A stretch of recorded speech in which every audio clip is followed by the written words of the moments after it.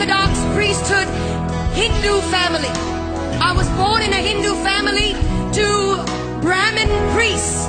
My grandfather, my great-grandfather, and my great-great-grandfather were Hindu priests.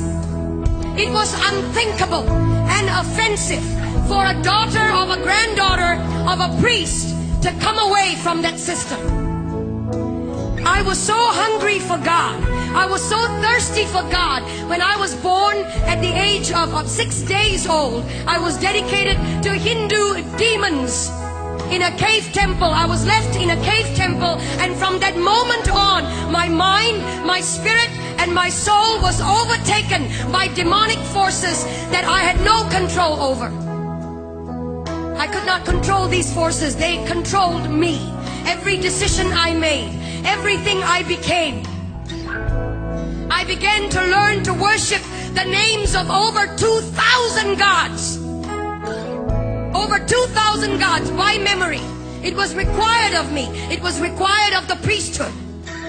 And I, as an obedient daughter of a priest or granddaughter of a priest, I learned the names of 2,000 gods. At the age of 19 or 20, I was so hungry for God, but I did not know His name, where He was, who He is. And so I started a journey of pain and darkness. At the age, in my late teens, in 1920, I became discipled under a witch. And the reason I went into that was not to harm anyone, but to find God. Any which way at all. When you're hungry, you get desperate. And when you're desperate, you will do anything to find God. And so I went after Him.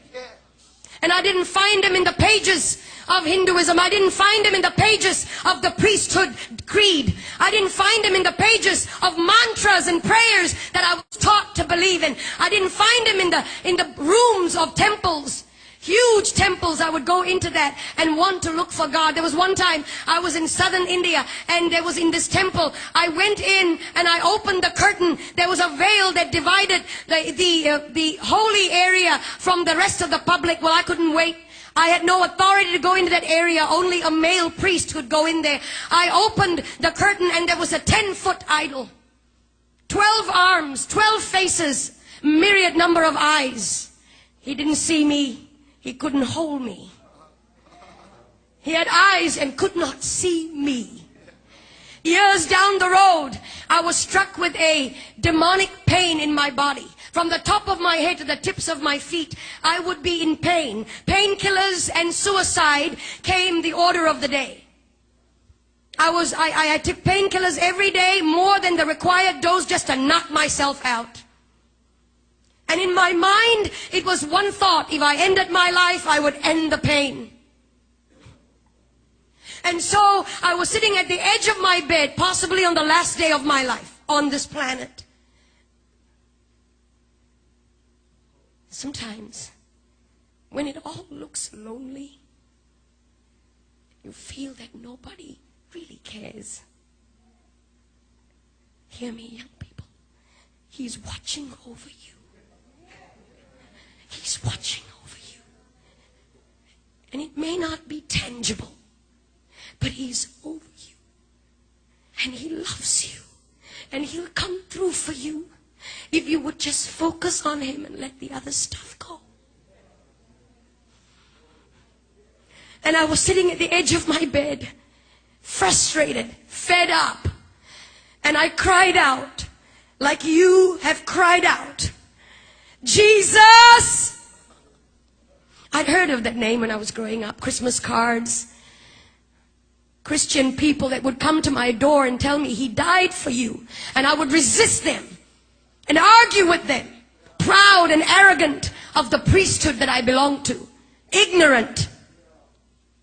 And when I cried out, Jesus, the presence of a holy God began to filter through that room. That room was darkened. The lights were switched off. I was sitting on the edge of my bed. I never saw His face, but His voice was as audible as anything that I've ever heard before. I am Jesus. I am God. And He touched my body. No doctor could cure the disease that was in my body. No doctor could heal me.